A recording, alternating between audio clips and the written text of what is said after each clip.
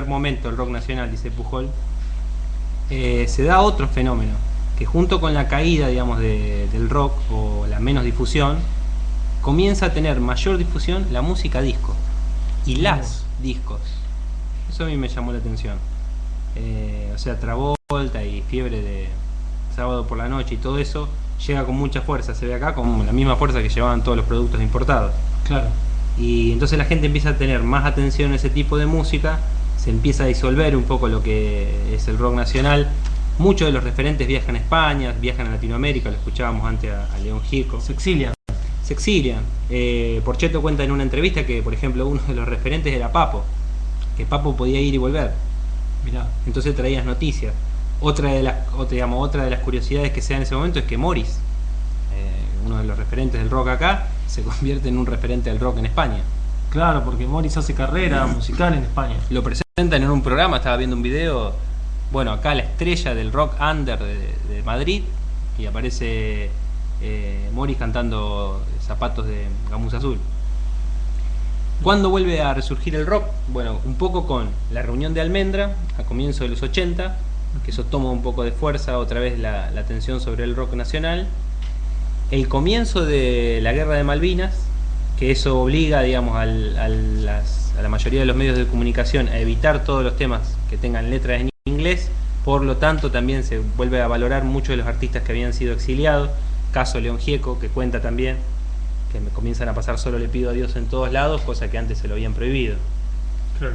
Y el nacimiento, la creación, finales de los 70, comienzos de los 80, de Serú Girán, que dicho por el Flaco Spinetta, para él fue la mejor banda. O sea, no sé si decía, a lo mejor en cuanto a personalidades en el rock pudo haber otras mejores, pero como banda y como estructura, Flaco decía que no hubo otra que haya funcionado como Serú Girán. Y que escuchábamos antes el tema, justamente José Mercado. Como para dar un pantallazo nada más, para dar una vuelta de tuerca, digamos, sobre lo que había sido el rock en esos años. Si quieren, digamos, como referencia para escuchar, bueno, el del CD Peperina fue creado a comienzos de los 80. Hay un disco grabado en vivo en donde está Spinetta Jade y Serú Girán, que es del año 82. Está ese festival todos habrán visto alguna imagen del Festival de la Solidaridad Latinoamericana, en donde canta Porchetto, en donde ahí es como un poco que se le da un poco más de fuerza. Creo ¿Sabes que dónde se realizó ese festival? Cancha de Ferro, ¿no era? No sé, te preguntaba por eso. Sí, me parece que sí, que es Cancha de Ferro y es la presentación también de Sumo ahí, el comienzo, creo. Hablaba antes con Luis, viniendo para acá, que uno cuando se pone a investigar sobre las bandas, a veces pone la lupa sobre determinada banda. Todos sabemos, digamos, todo esto que comentábamos recién, de Charly García, de Serú, de Flaco Spinetta, pero yo, por ejemplo, me puse a pensar en Los Redonditos de Ricota, banda que funciona desde los 60. Claro. Y bueno, ellos hicieron como un exilio interno, parecería. Tuvieron una suspensión de actividades. Cuando vieron que había demasiada persecución y demás, cada uno tomó su rumbo durante esos años para regresar otra vez en los 80 y ya empezar la carrera definitiva. Aunque ya hay temas como, por ejemplo, Todo preso es político y Maldición va a ser un día hermoso, que algunos lo referencian a esos años. O sea, son de esos años, de hecho, creados. Pero algunos lo referencian a la directamente a la década del 70. Eso teníamos para compartir y ahora, como para cerrar, tenemos un texto. Sí, bueno, seguimos en el tema de la dictadura, básicamente porque el domingo pasado, el 24 de marzo, se cumplió el 37 años de la dictadura. Entonces traje un compiladito. Entre este compiladito está la lectura a la carta abierta que hizo Rodolfo Walsh a la Junta Militar. Ahí la convertimos. El partido terminó 1-1. Bueno, nada, Argentina-Bolivia 1-1. Comunica a la población que a partir de la fecha el país se encuentra bajo el control operacional de la Junta Militar. Se recomienda a todos los habitantes el estricto acatamiento a las disposiciones y directivas que emanen de autoridad militar, de seguridad o policial, así como extremar el cuidado en evitar acciones y actitudes individuales o de grupo que puedan exigir la intervención drástica del personal en operaciones. Firmado Jorge Rafael Videla, Teniente General, Comandante General del Ejército. Carta abierta de Rodolfo Walsh a la Junta Militar. Buenos Aires, 24 de marzo de 1977. La censura de prensa, la persecución a intelectuales, el allanamiento de mi casa en El Tigre, el asesinato de mis amigos queridos y la pérdida de una hija que murió combatiéndolos son algunos de los hechos que me obligan a esta forma de expresión clandestina después de haber opinado libremente como escritor y periodista durante casi 30 años. El primer aniversario de esta Junta Militar ha motivado un balance de la acción de gobierno en documentos y discursos oficiales, donde lo que ustedes llaman acierto son errores, los que reconocen como errores son crímenes y los que omiten son calamidades.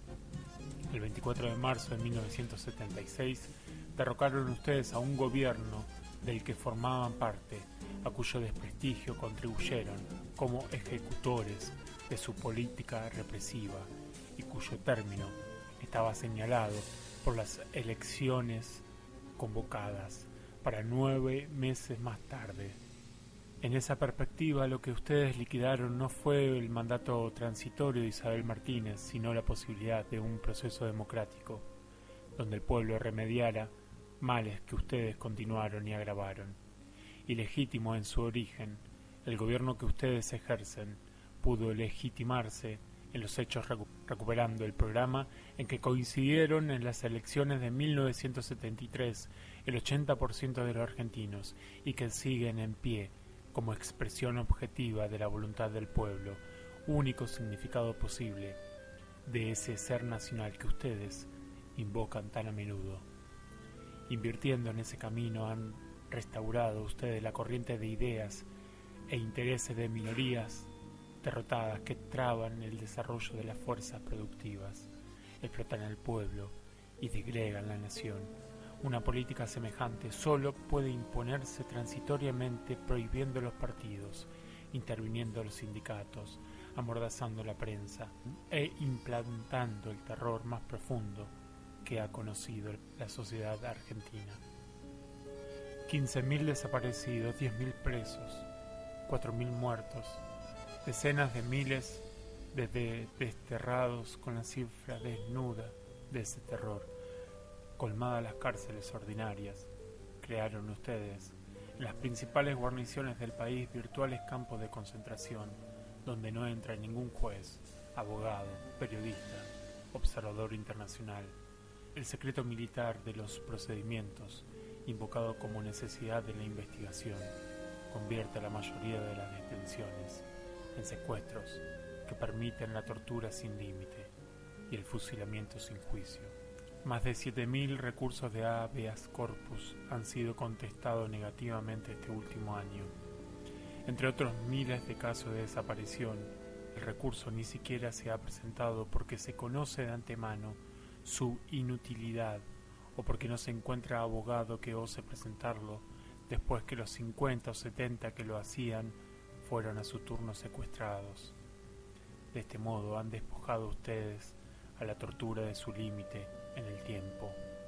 Como el detenido no existe, no hay posibilidad de presentarlo al juez en 10 días, según manda una ley que fue respetada aún en las cumbres represivas de anteriores dictaduras.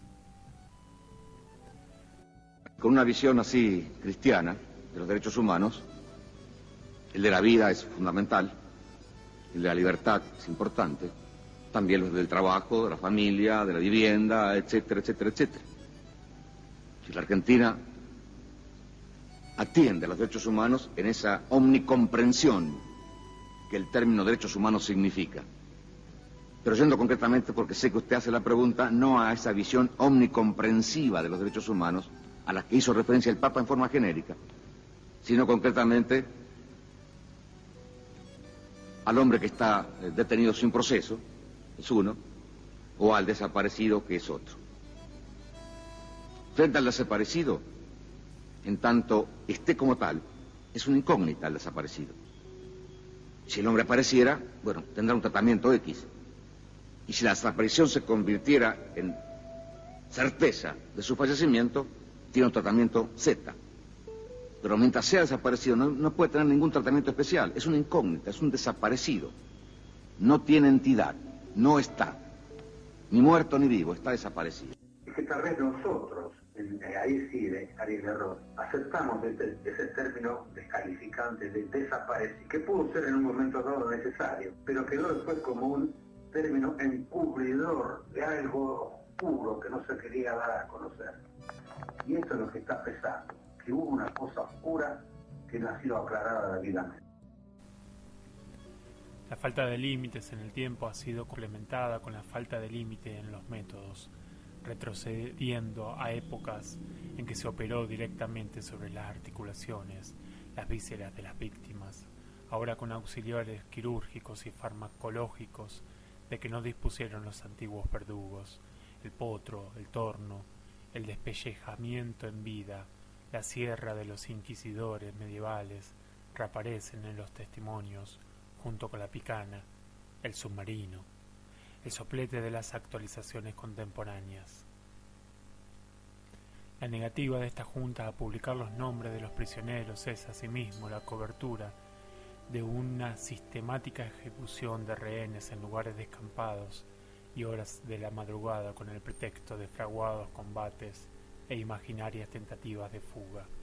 Extremistas que panfletean el campo, pintan acequias o se amontonan de a 10 en vehículos que se enciendan, son los estereotipos de un libreto que no está hecho para ser creído, sino para burlar la reacción internacional ante ejecuciones en reglas, mientras en lo interno se subraya el carácter, represalias desatadas en los mismos lugares y en fecha inmediata a las acciones guerrilleras. Depositarios de una culpa colectiva abolida en las normas civilizadas de justicia, incapaces de influir en la política que dicta los hechos por los cuales son represaliados.